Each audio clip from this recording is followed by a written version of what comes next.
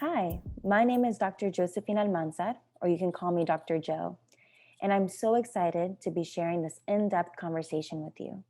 Before we begin, the thoughts expressed during this conversation are not therapy services and do not replace therapy services. If you are in need of mental health services, I recommend that you seek out the appropriate form of treatment to address your needs.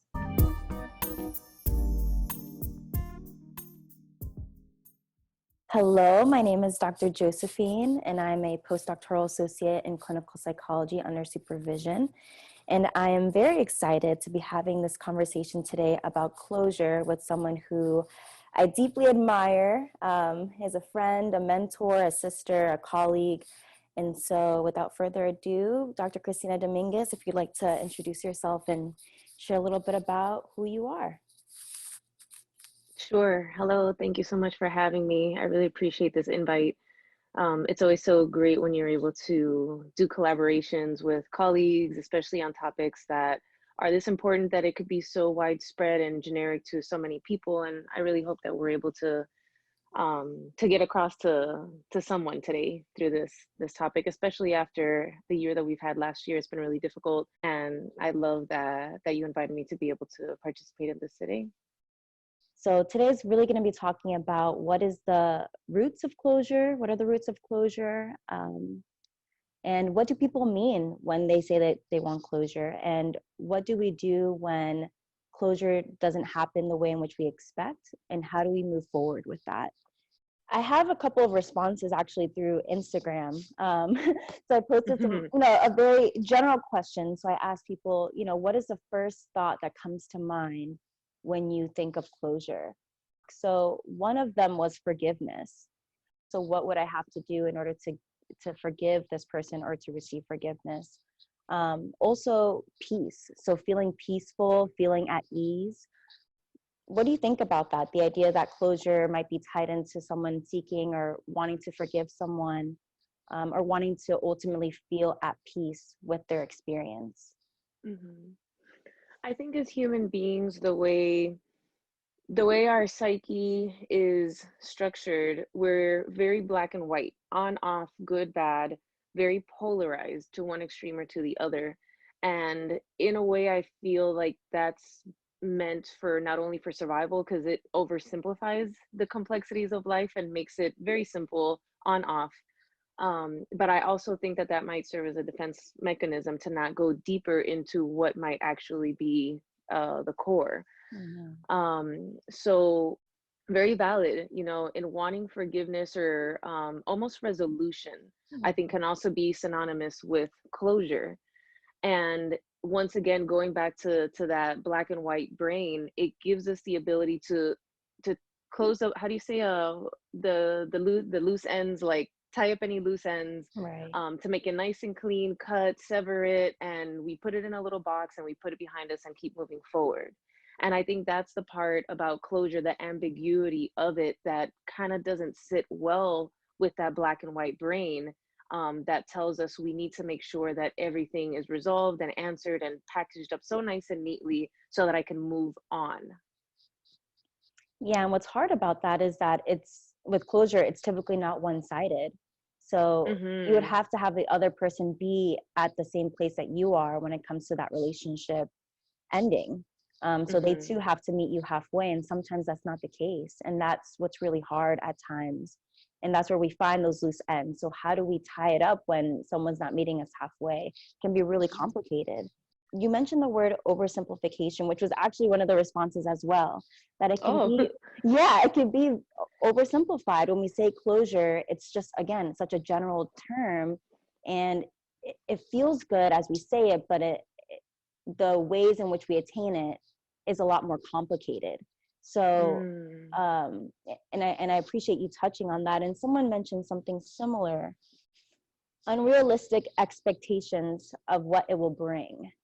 mm, That I thought it was interesting. mm-hmm, So it ties into the oversimplification, but also, what are we expecting out of mm-hmm. closure? So what do we want to see happen? What do we have to do in order to attain it? And that might be unrealistic. Absolutely. It almost begs the question, what is closure really? What Mm-hmm. is it really? So if people are already touching on it being oversimplified, or having it's kind of like this overarching concept, like this beautiful concept in theory, that we're going to be able to go in, go out nice and clean cut, set these expectations of what it's going to look like coming on the way out, and that everything is going to be so nicely answered and resolved. Mm-hmm. And it's not. I think we wish it could be that way. But I don't know, what do you think? Do you think that maybe that might not be what it's about? It's tough because it depends on the person and what they're looking for. So when people say, I want closure, my first thought is, what does that mean to you? And Mm-hmm. I think it really means wanting to feel at ease with how things ended. And sometimes Mm, that just can't be the case. And so having to walk away from something with unanswered questions or mhm, not fully saying what you wanted to say can be hard, because as you said before, we want to keep things black and white. We want to start something, if it ends, we want it to end on our terms, or on terms that we feel comfortable with. And so all these things up in the air, it makes it really hard for us to move forward. So unless I get this thing, this closure, whatever it's defined by that person, I can't move on. And that's how I think it can get really sticky and problematic, because mhm. it can become a roadblock to what our ultimate bigger goals are in life. Mm. Oh, you know what that made me think of? It almost sounds like a checkbox. Yeah. Like if we're not able to tick that checkbox, then we can't move forward. If we can't move forward, that's when it starts to affect aspects of our everyday life, whether it's work or home or relationship or hobbies. That concept of letting go and moving on, I think is all going to be couched in that concept of closure. And also the emotional piece. Oh, well, you said something so good earlier about ease. That's what it was that you said. That I think closure also, I imagine, is going to prioritize wanting to get rid of the discomfort. Mm-hmm. Again, as human beings, we don't like to sit in discomfort. So as one of the responses was the forgiveness. Forgiveness, it allows you to again dissolve all the uncomfortable, yucky, like crampy feelings that come along with a rupture. And unfortunately, sometimes that doesn't come exactly how you said. If the two parties don't come to meet and it isn't a mutual understanding or a resolution, and sometimes there's closure that takes more than two parties. Yeah. If you think about what we went through as a nation, as a world, throughout the last year, how are we able to come together to resolve that grief or any of those untied loose ends, when there's so many parties involved? Yeah. So now I'm almost wondering if closure is related to, is we're almost looking at it through a scope of on off, but it's really about taking away the discomfort. Something that came up as well was freedom. So Oof. that is pretty powerful, being able to move forward, to be liberated from particular negative experiences, or from something ending, and Mm, being able to step into what's the next phase in my life without these other things holding me back, and instead mm, having this thing help me thrive in the next phase of my life. mm. That freedom is such a big one, and I'm so glad that whoever threw that one in there did, because I don't think that that is a common one for us to see. Although I think we all feel it, we all want the freedom, we want the relief from it. I wanted to say so many things at once that they all got they all got Yeah. jumbled up. Um, okay, so I think the freedom that comes from closure is one that is going to be different for everybody. We don't know what it's going to look like for everyone, but we all know that we want this sense of relief, the freedom to continue to move on. But given that if we're not able to resolve something, it's almost holding us back. So, how much power are we giving to that thing? Mm, And why might that be? Why are we giving that thing so much power? I remember what I was gonna say is, we're human too. I've gone through my own stuff when it comes to closure. Again, once again, throughout this past year, the way it's impacted us in so many different ways. mhm, Eckhart Tolle is someone who does a lot of research on resistance. And something that I've used as a rule of thumb throughout every single day of my life is reminding myself of the power of resistance. That whenever we resist something is kind of like the concept of going against the current. And in talking about this, it kind of sparked that little piece of knowledge, that little nugget I keep in my pocket every day, that if we are resisting and pushing against the flow of what life wants us to encounter or to experience, it's only going to make it that much more difficult. So like you're saying, why can't we take that pain or take the discomfort, take the whatever, and expect it to just completely go away so that we can move on? What if we can take it with us and use it as growth, as another layer to the callus? It's tough because that requires a reframe. We have to Mm, reframe this feeling of loss or this feeling of uncertainty or this feeling of, I don't want things to end. I don't hmm want this to hmm end, whatever it is. And we have to look it dead in the face and say, but this is what it is. mm, And that's the first step. This is what it is. And how do I reframe it so I can move forward? As you said, flow with the current, because that's what the current is taking me. There's no other place that I can really go right now. We don't know what happens in the future, but what do we do with the experiences that we have and take them for what they are instead of what we want them to be?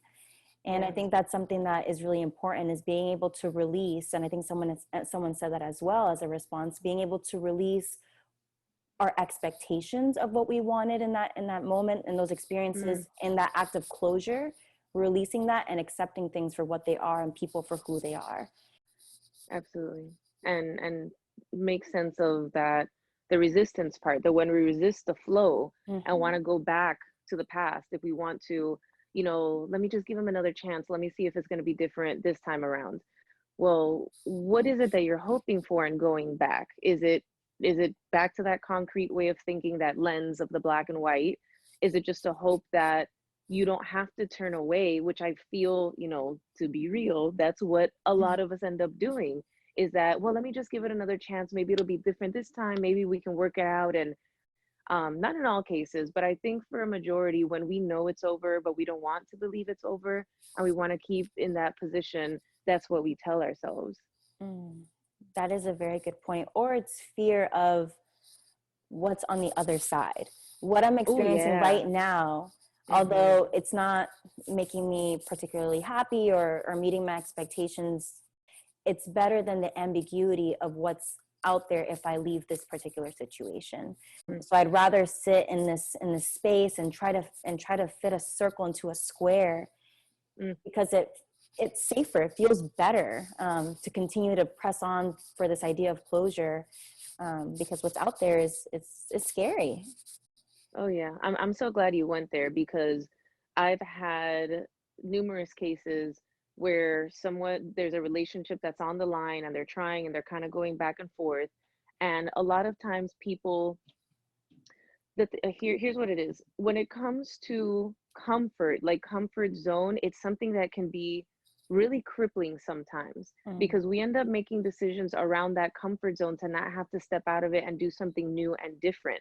Because again, that's going into unknown territory, uncomfortable. We don't know where it is, it's gray. So sometimes people end up staying in that relationship that's abusive or just not conducive to your growth, even if it's not completely harmful, but we end up staying there out of complacency or out of comfort. And I think that's one of the things we have to be very real with ourselves about, is that comfort and complacency and what we know is something that we're just naturally going to gravitate back towards, because the unknown is going to be scary. We don't know, like, I don't know if I'm going to have somebody to cook me breakfast again going forward, or all the little things that we end up fixing onto. I remember when I first brought up this topic to you, you're like, I don't know, it's just so hard for me to conceptualize it. The more we talked about it, the more we talked about it, the more we remembered the previous places we were in, the previous hmm experiences we've had when it comes to closure, and how that's changed over time. And so with new experiences come different ways of thinking about certain situations. So I found that to be interesting. And I think over time, people develop their own definition of closure. and Mhm. they relate to it differently and they execute it differently, whether it involves including that other person or whether it's a solitary journey where I don't need to say something to this person or I don't need to hear it from this person. It's because it's not about them. And I think Mm. that's an interesting place to be in. And I think it takes time to get to that place where closure isn't about the other person and I agreeing, or the Hmm. person telling me exactly what I need to hear or validating where I am or where I'm not. It's you validating yourself, you giving yourself the answers that you need to move forward, and viewing that as enough. Because oftentimes we do that and we're like, yeah, but it's not enough. If I heard so and so say it, then I feel complete in this experience, then that gives me the closure that I've been looking for. But we have and I often tell this to my clients, we often have the answers that we're looking for. If only we would Mm. listen to them, if only we would believe in them, and only if we view them as powerful and as strong as what other people tell us about ourselves. Oh, you just said a whole lot right there. Uh, Oh my goodness. That was, you know what the thing is that I'm just gonna end up repeating what you said. Like we know the answers, but I think it's not what we want. And I'm mm, sure you've been in a situation, I definitely have been in a situation like, oh, I kind of feel like this is coming. Oh, damn, it happened. Like, oh God, I really want to be blind and ignorant to this right now. And sometimes we do. I definitely have turned that blind eye. And eventually, when it ends up ending in the way it was supposed to end, but it was just prolonged because I didn't want to look at it that way, I look back and I think, okay, what was I doing when I decided at that time to go back into that relationship and end up staying, even though I knew it was going to end up poorly? And it did. I mm, just wasn't ready. I didn't want to see it. I didn't want to go into that unknown territory of coming out. I wanted to hold on to the hope. And ultimately, I didn't want to go through the grief. yes. Grief is exhausting, and it doesn't matter to what extent. It's funny because you brought up when we first started talking about this, and for the life of me, I couldn't think of how the heck, I could conceptualize closure for myself.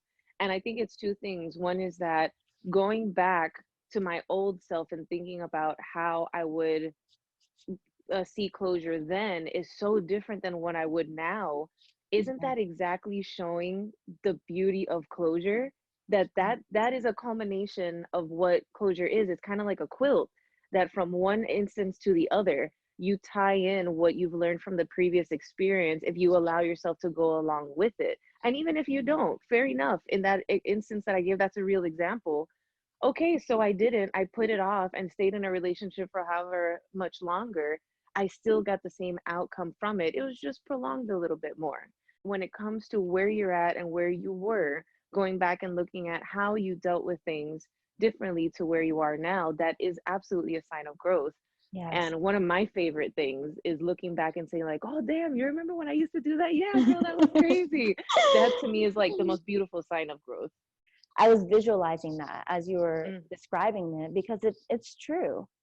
We do grow from closure, and the loose ends in our life begin to close themselves and they create something beautiful. They create skill sets that we once did not have, mm. insights that we once did not have.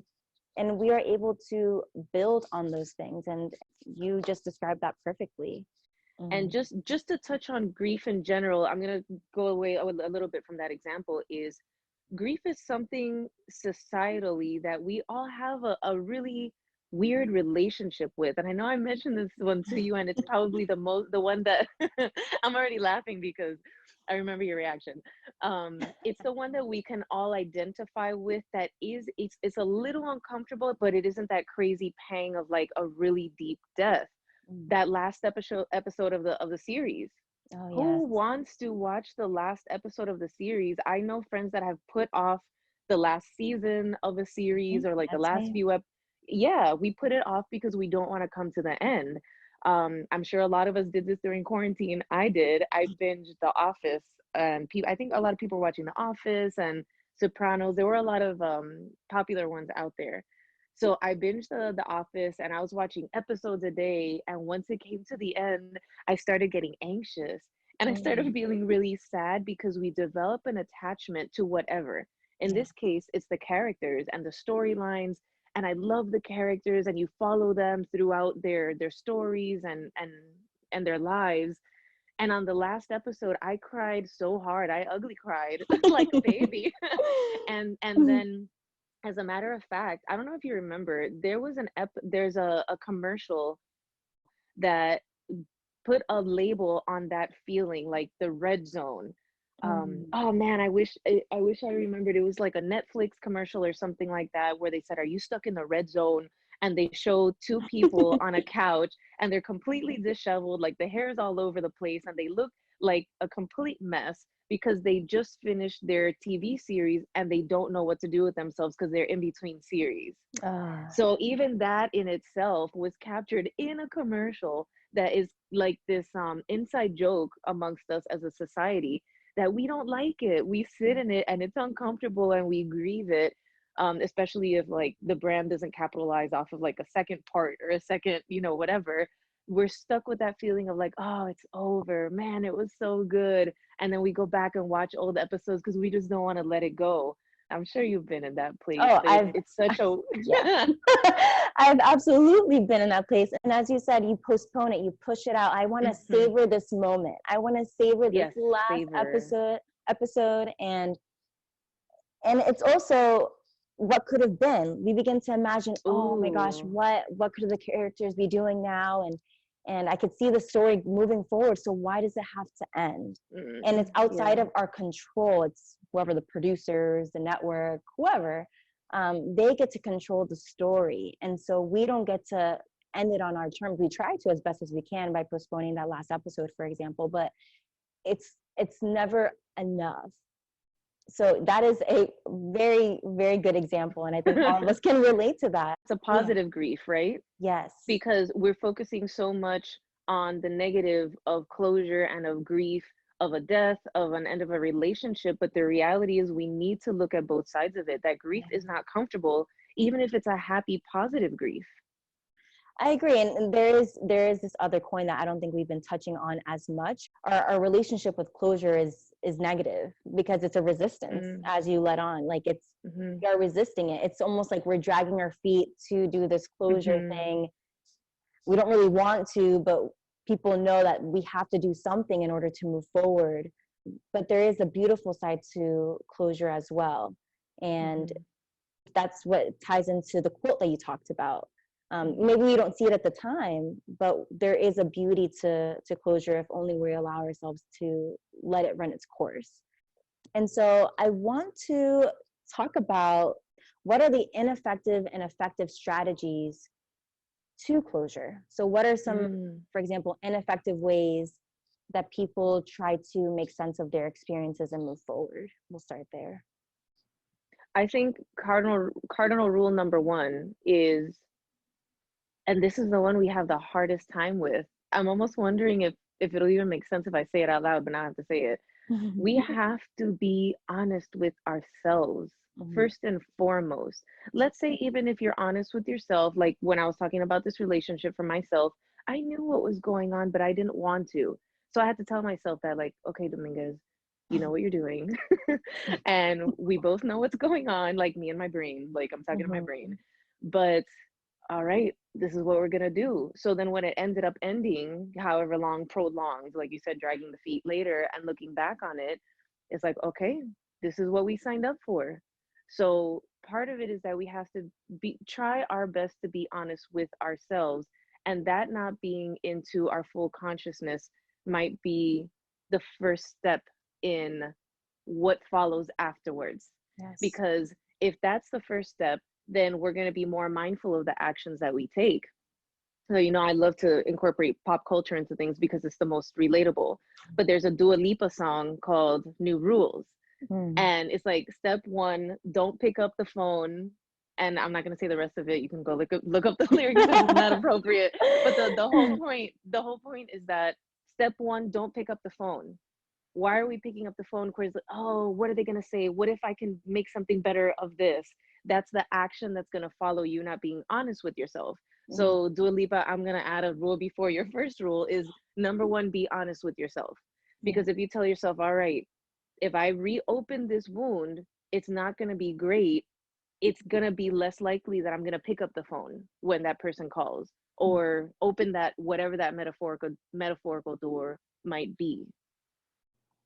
I love that because we have to lead. Our first point of action is the self. It has nothing to do with the other person. It's all about, what do I need? What am I looking for? And being in tune with yourself as much as possible. What are all the things that are coming up for me? And what does that mean for me before I do any action Mm, involving anybody else? What are my mhm, needs? What are my wants? And how likely is this person truly able to meet those needs and those wants? Um, mm, mm. and I think that people have these expectations when it comes to closure from people that they know Oh, fulfill reach it. them, Oh, cannot fulfill yes. them. And so you, for example, I think one person said that they've tried to call the person, text the person, and ask them for clarification. And sometimes that works if you're dealing with Mm, someone that you know would be able to meet you halfway.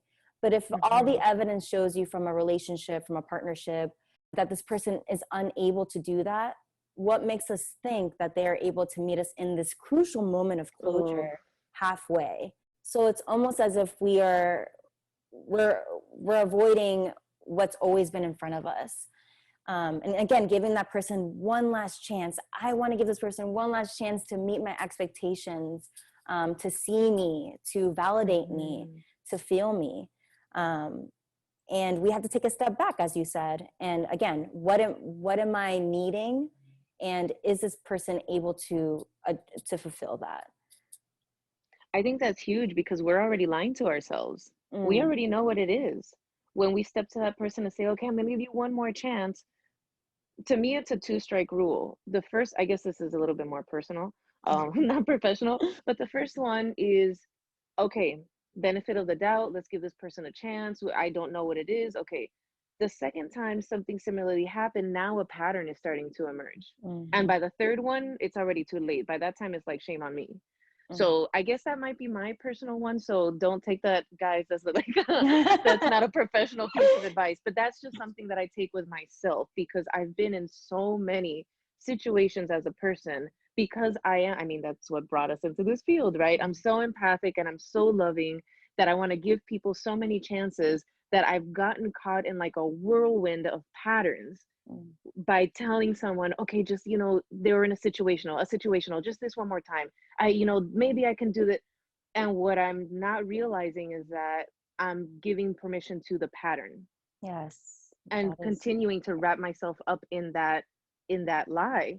Mhm, So on one position, when I was like, you know what, this is it, I have to move forward, it's very painful to have to feel that cut off. Like, you know what, first time, all right, excuse. Second time, that's it. It's a pattern, because after that, the lie starts to manifest even more. mhm. And I will say that it's clinical, partially because Mm, all we what we do is we notice patterns. We notice patterns in ourselves and in other people. So the patterns that we're witnessing in other people, oh, this person ghosts me all the time, hmm. and we're ignoring it, we are also exhibiting a pattern as well. Why am I ignoring it? Do I have a Ooh. tendency of overlooking these things, or telling myself that these things are because, or rationalizing or negotiating with myself what my values Mm, are to please other people? So it goes both ways. There's a pattern there that we're seeing, and there's a pattern within us that we are exercising. So I would oh say my that that's God. also very clinical. I mean, we notice that all the time with our Hmm. clients, and even within ourselves as therapists. So I would give you a little bit, give yourself more credit, Absolutely. because that is definitely clinical as well. I mean, that Definitely. that was a great reframe because that's exactly the work that I had to do. I had to do some really crazy hard, Mm, like shivering in the gutter type of work to be able to reflect on myself and ask, why do I keep doing this mm, time after time after time? What about me is this saying? And this is the part that makes us not want to go and reflect, because that's a scary place. You yeah. said it earlier. What is this about you with the closure? So you said about the wants and the needs, and I instantly thought, I remember misconstruing my my needs for my wants. So Mm, I really thought that I needed this, but it was more so about wanting it because I didn't want to let it go because I had an attachment to it or whatever it was. And same thing with clients is like, dude, what's going on? I don't want to make this about your husband, your wife, your job, your whatever it is on the other side. I am mhm. solely focused in session about you. This is Yes. your world in this space. So let's use this as a mirror. And I really appreciate that reframe. That was great because I think that's part of the misconception. And I just demonstrated it that it's so outgoing. Let me make this decision with that person in mind because I don't want to hurt their feelings. I don't want to burn a bridge with my job or with my boss. And we don't recognize that it's inversely showing us so much about ourselves as it is for the outside. Mhm. So are we misconstruing our wants for our needs or our needs for our wants, whatever, one Yeah. way or another, and maybe even realizing what it is that we need. So Mm. in any relationship, you have to understand that, do you need this person or do you want this person? If you need the person for support or if you want the person for support, that's all great and whatever, but I think it's very crucial once again that we self-reflect on what do I want out of a relationship, out of a job, out of whatever XYZ situation, and how are they going to be able to meet those needs. That might in itself, actually, now that I think of it, be preliminary to everything else, because how are we going to set an expectation for a relationship if we don't even know what it is that we need? Oh, That might be a setup for disaster. yeah. It's a dance between empowered and disempowered because a lot of it is Hmm. when this person gives me all these things, tells me that I was right or I was wrong, or can tell me that I was worthwhile or all that, then I am at peace. And so that gives a lot of pressure and a lot of power to that event of closure or to that person, that other person. Hmm. Um, and so we're giving a lot of responsibility for other people to dictate how we move forward, how we heal from those experiences. And so yeah, I don't know if I had a point with that, but I think that that's what stands out to me throughout this conversation is that it's a flow back and forth of realizing how much power am I giving the situation, how much power am I giving myself, and what Hmm. is most important. As you said, when we are in a room with a client, we're not in the room with the client and their spouse or their best friend or what have you. It's just them, right? So Hmm. we have to make sure that you're good. And so Hmm. where do we start? From the foundation, what do you need, right? Needs and wants. And then from there, how do we get that? How do we do, what's the word, like, have this like strategic goals and Hmm. attainable goals in order for you to get those needs met. And so being Hmm. able to be realistic with our goals. So I want this person who has never shown me that they're capable of having healthy communication to tell me during this crucial moment that I'm worthwhile or I'm worth being validated. That is a Hmm. huge risk. That's a high Oh risk yeah. to take, right? Hmm. And so being able to realize what are my goals and are they attainable when it comes to Mm. closure is huge. Wow. This is, Yeah, this is a pretty heavy duty conversation. it is. It is. And I'm so glad, now having talked about it thoroughly, I'm understanding more the importance of it, because when you first asked me, I was even like, okay, clinical brain, nothing. Personal brain, definitely nothing. Very confused. And now, and now it's like, okay, you know what? The reason why I think that was happening is because the concept of closure is, I almost feel like it's this untouchable thing that sits on a cloud up on a mountain somewhere, Mm, that's almost like, yeah, like this intangible thing that now I'm recognizing by putting the question out there and asking people, setting a poll, what do you think? Everybody has a different expectation. yeah. And I'm going to say this next part very, very hesitantly because I am a huge Disney fan, but I'm very sorry. Disney, Hollywood, TV depictions, Oh, yeah. mass depictions of what something is supposed to look like is very blinding. Mm, It's very also, how do you say, like, not misconstruing, but it kind of throws you in a different direction, misguiding. misguided. It's Yeah. incredibly misguiding because now we all, who again, it's like this inside knowledge, this inside societal understanding that when you want to get married, you go search for the prince and then you like that. And it's almost like this rapid fire, this common stuff that we're just flashed on TV all the time, that it becomes so ingrained in us and we don't even notice it. It's so subconscious that that's probably why, thinking back on it, I had a hard time answering it, because what does closure look like? Well, it looks like the last episode of Sex and the City. Okay, well, that isn't really real life. And when you, the reason I thought of that is because you said our real needs and our real wants. The one thing that I see people struggling so much in therapy is kind of balancing between their actual self and their should self. That should self, that TV, that tradition, that culture, that all those overarching umbrellas tell us that we should be, just because of the sake of tradition or whatever it is, rules, that can really impact us greatly and separate us from our real selves so much that that's when these conversations are so important, because we bring light to what is actually closure, not what are we being fed.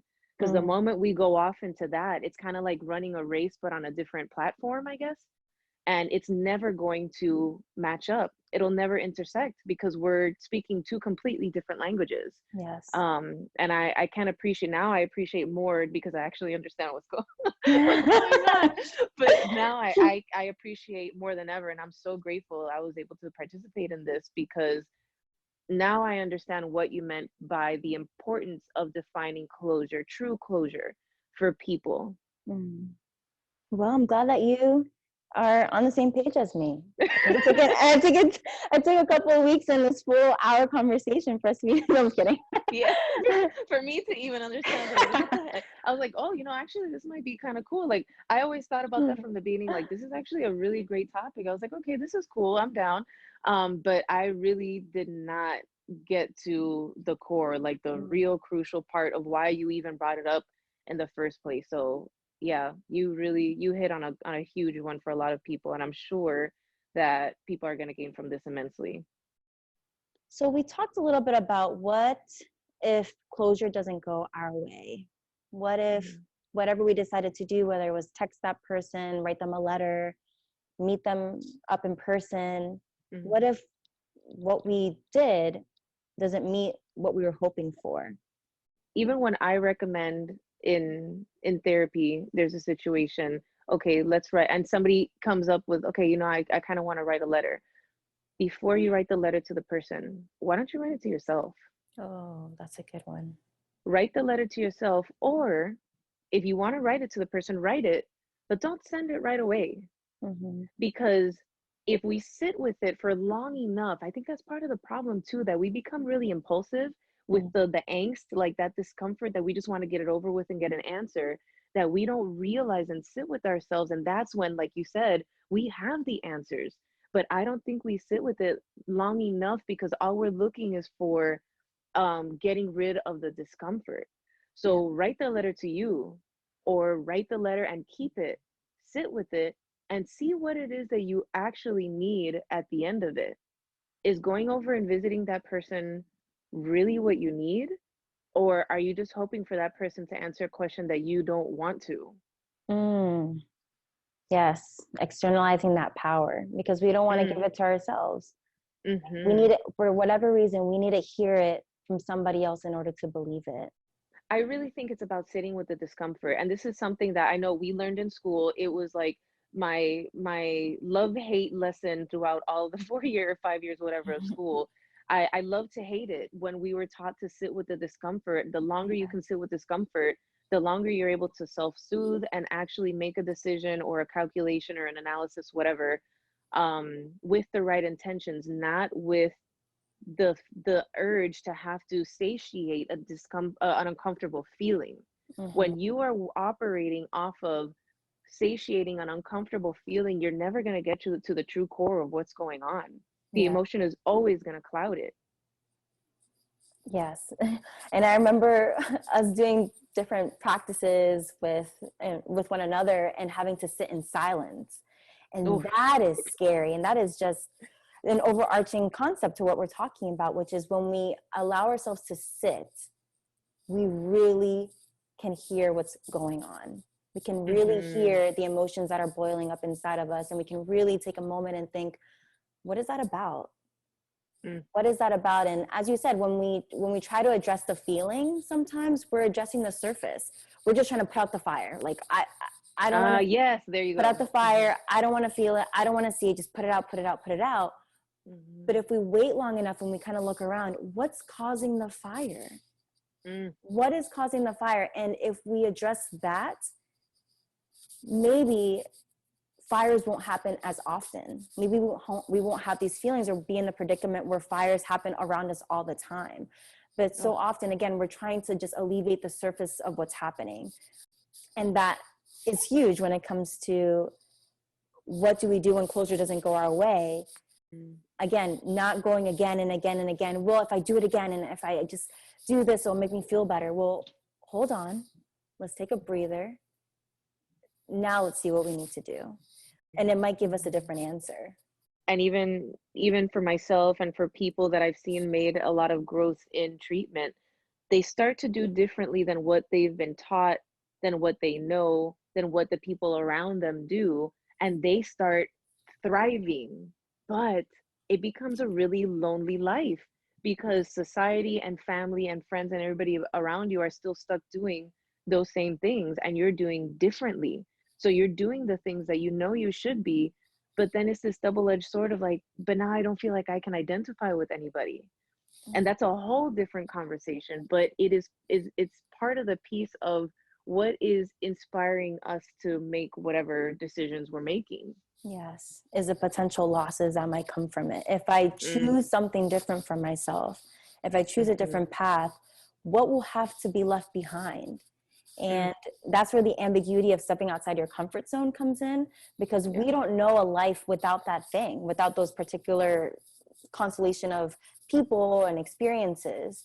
And so when we remove that, who am I? Does that change who I am?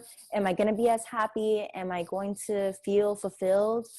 And I think this past year, 2020, has taught me one thing, which is always bet on yourself. We don't know what's going to happen externally, but I know what I carry inside of me. And so even if I'm stepping into the unknown, I know I'm stepping into the unknown with all the strengths that I have within me to figure it out.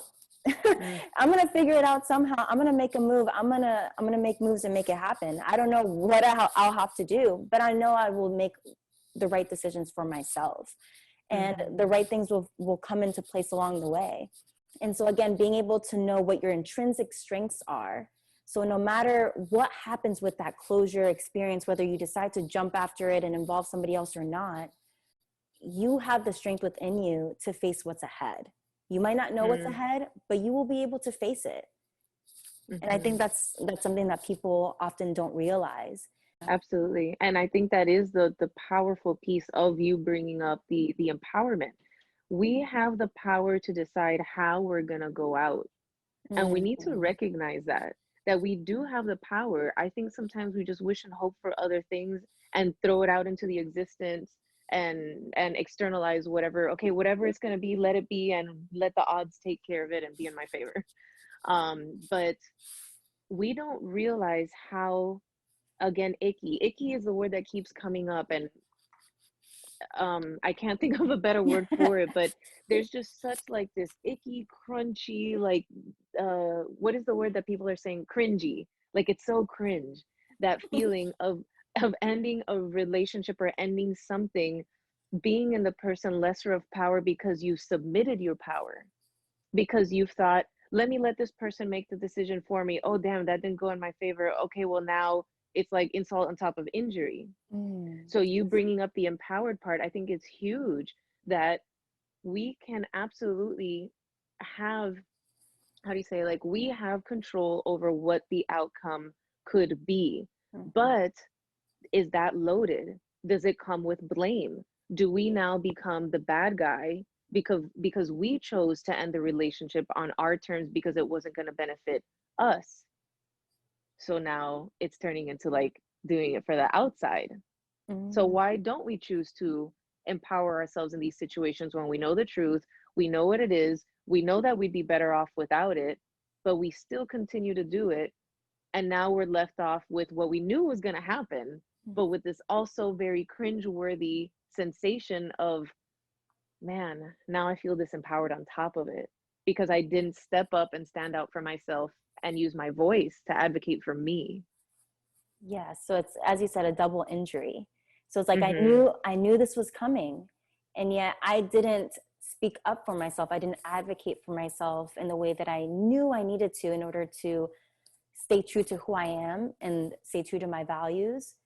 And so I negotiated that. As you said, the ending happened anyway, and it was under someone else's terms. Mm. And now I have to kind of scramble. I'm scrambling to make sense of it and gain some empowerment back. But sometimes those strategies are still giving away your power. So I really like that insult to injury, because it's almost like a two-step process that makes it even harder to step away. I remember a very specific moment in my personal life when I was in a relationship and this person was just I just heard like in the Peanuts, like wah wah wah wah, and I was like, what? I'm sitting on the couch and this person is like wah wah, like giving me the degree, and I'm like, what am I doing right now? Mm. I want to sit on my couch and watch a movie and just be chill. And I'm hearing what? So then that was the moment that I realized I have the power to send this person packing. So why don't I? Oh, well, I don't want to make him feel bad. He's making me feel really bad right now. So why am I prioritizing him? In that moment, I prioritized my peace so greatly that the pain of that door slamming behind him as he left made me feel the anguish and the tears were about to come out. But then the silence in my house afterwards made it dissolve completely. Mm. I prioritized my peace, and I get goosebumps now just thinking about it because that was my breaking point. So when you have your breaking point and you feel what is self-love, when you're able to prioritize what's best for you, and that dissolves all the anguish of what that external thing was able to provide you, and you provide that for yourself, there's nothing greater than that. I think you answered my last question perfectly, which is what would you tell someone who wants closure? And it is to seek self-love, to base your decisions and your life in self-love, and you'll find your way. And I think you Ooh, you provided that perfectly. So that is it. that was And we didn't even this wasn't even rehearsed. We didn't even practice. This was just completely organic, and that's why right. I love collaborating with you, girl. Like it's just it works so naturally, and honestly, that's part of it. Whatever it doesn't, it's the resistance thing. I'm gonna pull out the nugget again. The moment you start resisting something because it's uncomfortable or whatever, things are not gonna flow. Flow in life is so crucial. Self-love in life is so crucial, and this is a topic for a whole other day. But if you think about how selfish self-love is made out to be, again, one of these like Hollywood concepts, like if mom starts taking care of herself and she's a bad mom, says who? When mom fills up her cup and she has overflow, the kids and everybody else get that overflow and she's never empty. Yes. Why do we view self-love as self-indulgence or self-centeredness? I think that is the number one biggest mistake. And if there's anything that I want people to gain from this is self-love is not selfish. The moment we start loving ourselves and choosing ourselves, you become the even nicer than you are, even more giving than you are, because you have more to give after you've filled yourself up. Mm. So maybe we can do another one another day about self-love, but that is really, really at the core of what it all is. Wow. Well, how do I find closure from this conversation? That is that's gonna be tough. Now I'm like, how do we wrap this Yeah, up? And you know what? As we talked about before, there's so much that we left untouched, and that's the beauty of it, right? So even in yes, this there it is. conversation, there are loose ends. And we Mm-hmm. can have a part 2, part 25, part 30, and we probably still won't touch everything that has to Mm-hmm. do with closure. And that's the beauty of it, that we walk Yeah. away with loose ends and we make sense of it on our own, and we take this Mm-hmm. experience and this hour plus conversation and we make the most of it and we move forward. So I thank you so much for dedicating your Sunday afternoon to having this conversation with me. It's always a pleasure talking to you, brainstorming with you, consulting with you. And I look forward to our next conversation. And it might just be on self-love. So thank you. Thank you so much, Dr. Cristina Dominguez. If you want to go ahead and share, how can people get in contact with you and learn more about your services? Sure, absolutely. CristinaDominguez.com. You're welcome to go on Instagram, Dr. Cristina Dominguez. You can go on Facebook, Dr. Cristina Dominguez, same thing. Check out what I have. I like to keep things very down to earth, very relatable. Like, I use a lot of pop culture. If you want to check out my YouTube channel, there you can really get a good feel for how I am, kind of like here. I like to keep things really casual because at the end of the day, we're all just humans. We're all the same type of people. And when things are made to seem too intangible, even in therapy, even with mental health, that sometimes that is framed in this light that's so serious and we have to do this and so procedural. And no offense to those practitioners that are that way. I'm not that way. And what I have found that it is most effective to be myself because it allows people to be themselves.